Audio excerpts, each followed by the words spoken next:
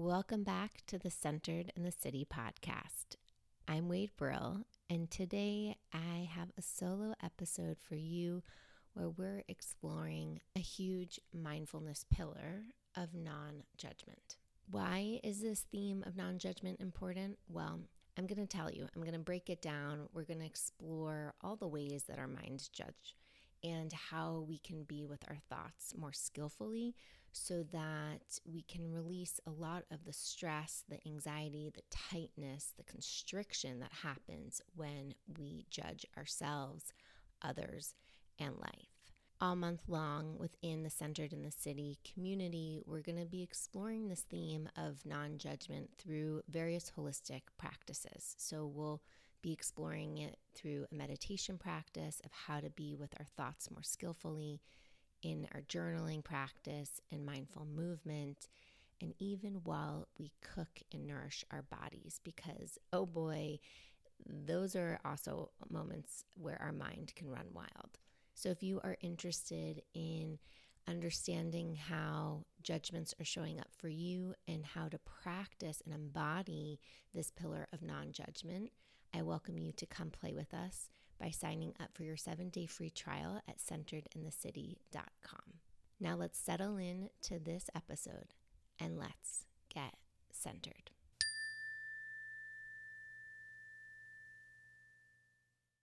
I first learned about this practice of non-judgment through Jon Kabat-Zinn when I was reading one of his books, Full Catastrophe Living, almost 15 years ago.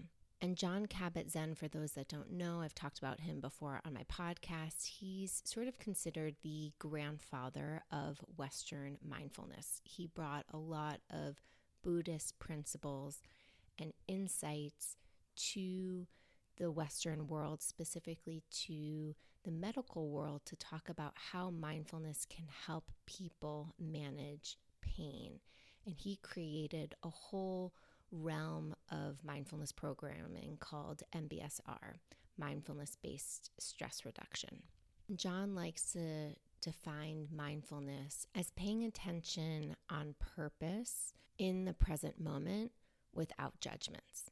Now, when I was first exploring mindfulness practices and I started to turn my attention to my thoughts, I was like, holy shit, my mind is a judgment-making machine.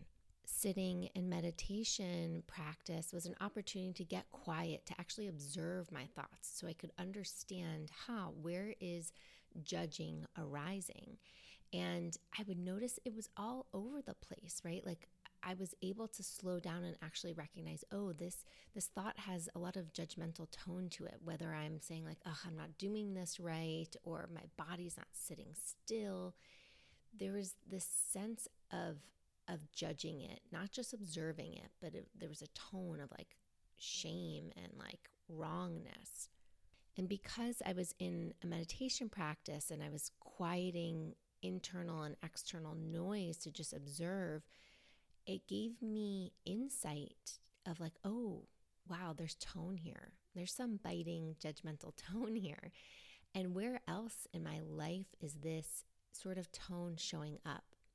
So getting quiet in my meditation practice allowed me to gain some insight, awareness that I could then carry into other areas of my life. Then I could carry into while I'm walking on the street, or while I'm having a conversation, or while I'm cooking in the kitchen. I could start to pay attention to where else is this type of tone showing up.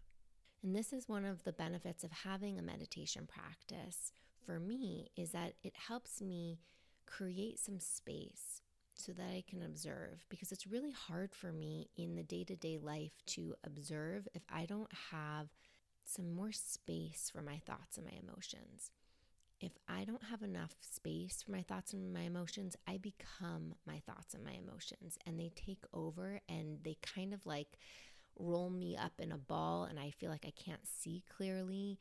And even though I meditate very consistently, this still happens. So I just want to be clear, it's not like this magic pill that I'm never able to like be consumed by my thoughts and my emotions. However, this is why I am such a big fan of creating this consistent practice in our life, because the world is so noisy that it's helpful to have some quiet place to go, to understand, to learn, to get curious and observe. When we can strengthen those muscles of paying attention, those mindfulness muscles of paying attention, of having curiosity, of having more kindness, those muscles are then strengthened. Just like if we were to go to the gym and do some squats, we're then stronger in our legs so we can walk further. And so our mindfulness muscles, then feeling a little beefed up, give us that ability to observe in more of the craziness, in the louder parts of life. So if we were to define what judgmental means, it's typically when we see things in very much black and white terms, good or bad, right or wrong. There's a sense of criticism. There's a sense of power dynamic. There's a sense of condemnation, like, oh, I would never, or I can't believe this, or how could you, or why wouldn't you? This is good. This is bad. I'm laughing to myself because even as I say these words, you can hear the tone, right? The tone that those sentiments are typically shared with. And when we have that sense of strong tone with it, that just heightens the level of judgment instead of it being an observation or a discernment or even just having an opinion, where there's a little bit more lightness and sense of space that this could be, or this is my experience, or this is what I'm noticing right now. Now, all of our human minds judge. It is so natural and normal. And part of it stems from a place of survival. As humans long ago, we had to learn what keeps us safe, what is poisonous, who in our communities can we trust, who's going to help us survive. So there's a sense of, needing to judge and observe. However, it can be helpful to more discern our experiences, which we'll talk a little bit more about. And sometimes more judgmental behavior arises because there's a self-preservation happening from an emotional perspective, like we've been hurt in the past. And so if we create judgments of they're bad, they're good, this is dangerous, this is safe, it is a form of keeping us safe, of trying to control the external experiences to keep us safe because we've been hurt in the past, or there's a place of security that needs to be tended to. I just want to highlight there are very logical reasons why the mind judges. However, let's talk about the impact of having judgments. Personally, as somebody who has practiced mindfulness for over 15 years, I have gone in waves of noticing my judgmental mind and thinking, oh, I've got it tamed, to most recently realizing, oh, my judgments are strong. And if I don't keep them in check and work with them in a more supportive way, what I've realized is the negative impact they are having on my life. So when we have judgments, they typically can be categorized in 3 ways: judging self, judging others, and judging life circumstances. And so I welcome you to even just pause with me here and notice your judgmental mind. Notice what kind of tone or words are typically arising for you. Do you typically judge yourself? Do you judge others? Do you judge life circumstances? Judging self might be, I don't look good in this dress, or I'm so stupid. Why did I send the email without adding the attachment? I'm not a good person. I shouldn't have said that. Ew, how can I cook like this? This is disgusting. I'm not good at taking care of myself. So these can be some of the words that we might hear internally to ourselves. And I just welcome you to think about and notice that impact. Like, how does that feel when you hear those words and that tone shared to yourself? And then we can have external judgments, judgments towards others. Maybe it sounds like, ew, who does she think she is? Or why would she post that picture? Or a common one I have is like, why is he chopping vegetables that way? Or why is he deciding to cook like this? So I welcome you to pause here and notice, what are some judgmental thoughts you notice about others? Are there ones that replay quite often? Is there a certain theme where you notice the judgmental mind gets a little bit more heightened towards others? And then this third category of judging life circumstances, right, can sound like, oh, this is so unfair. Why is this happening to me? I expected they were going to show up like this, but then this happened. Why am I not further along? Why do they have 2 cars and I have 1? Why do they have a bigger house and my house is really small? How come they are further longer in their career than me? When am I going to find my romantic partner? What's wrong with me? So again, just pausing here and notice, what are some of your judgmental thoughts when it comes to life circumstances? And it's okay if that also brings in some of you, some of others. It's kind of all intertwined. And then I welcome you to just zoom out for a moment and notice, how does judging, the judgmental mind, feel? For me, it feels pretty fucking shitty. I feel tight. I feel closed off. I feel disconnected from myself, from others, from even just the beauty of life. I feel very tight and constricted. Life feels very boxed in. The good, the bad, the right, the wrong, the black and white thinking feels very present here, and it's constricting. And one of the biggest insights that my clients tend to get when we work together one-on-one, when we're exploring our thoughts, our thinking traps, some of these judgmental thoughts, is that life is not black and white, right? We live on the spectrum. It's not good or bad. It can be both, right? The both and. Realizing that we're like these color wheels and there's all of these different shades of blue. It's not just blue. Yet, in order to make sense of the world, our mind is really good at categorizing, at labeling, at needing to box things in order to make sense of them. And this is where judgments have come into our habitual cycles, because they keep us safe and help us organize and navigate living a full life. Judgments become a heuristic, right? They help us create these shortcuts so that we can just skip ahead. We don't have to waste brain power thinking and discerning and exploring. We just kind of box it in, label it as good, bad, right, or wrong, safe, not safe, and move on.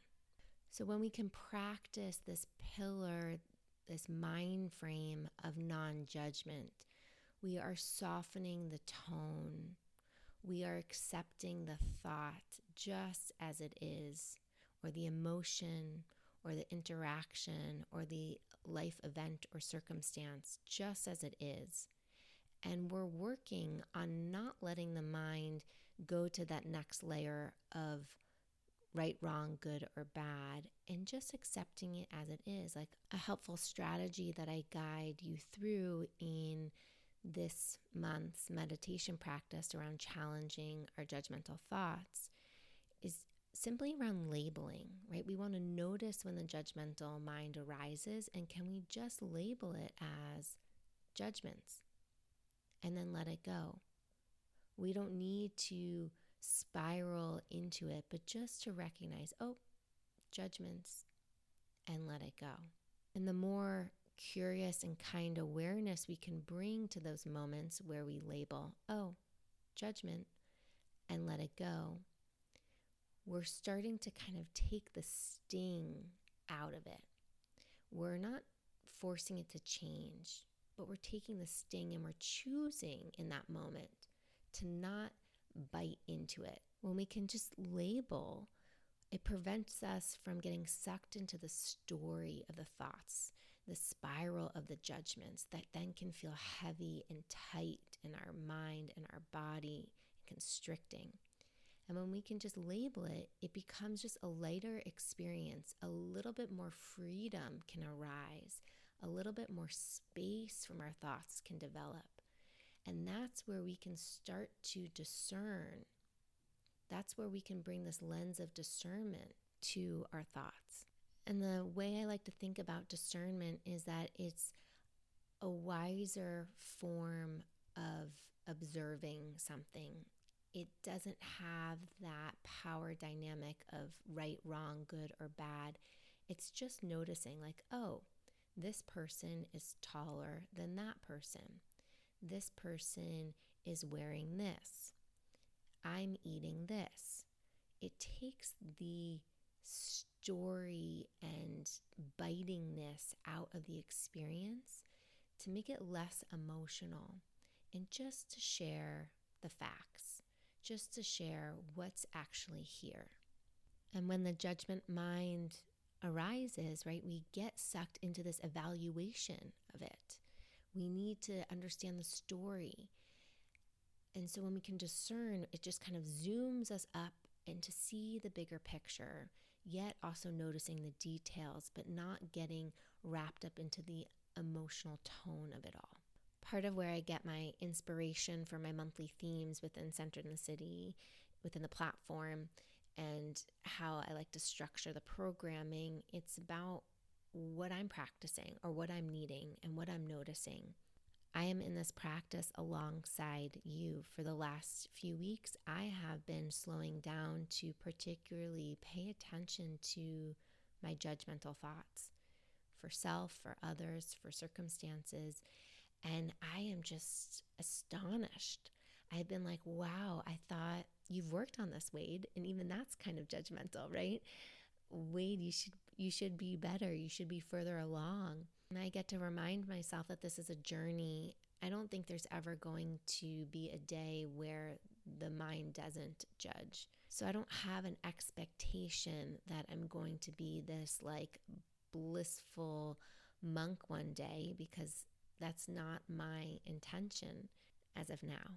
However, as a human who is really motivated to be my most authentic, loving self, for self, for others, I'm so driven to show up with less judgment, to cultivate more of this non-judgmental lens, this lens where I can be more discerning, where I can accept my thoughts and emotions just as they are, where I can be with the moment just as it is.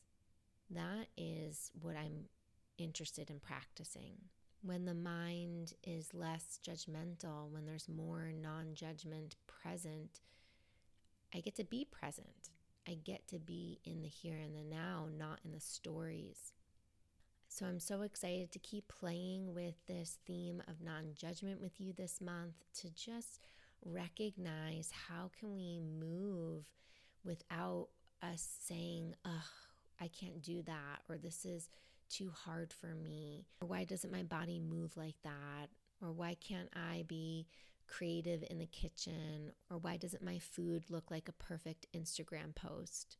So I can't wait to notice all of these judgy thoughts together and know that you are not alone in this journey, and yet practice how to be with them in a more skillful way, that we can choose to cultivate more of a non-judgmental attitude, and how that can support us showing up to life, being more present, full of more love, full of more connection, and less stress, less anxiety, less caught in the stories in our mind.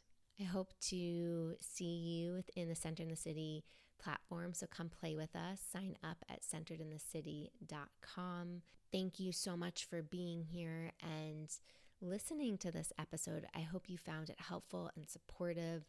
especially to know you're not alone in your judgmental thinking. Nothing is wrong with you. And may we all continue to just bring a lot more curiosity and kindness into the world, because the world needs more of it. If you found this podcast helpful, please share it with a friend. Let's out these judgmental thoughts together. Let's support each other, embracing more love and curiosity. And if you feel extra inspired, I would so appreciate you leaving a review and liking this podcast wherever you listen. Until next time, stay centered.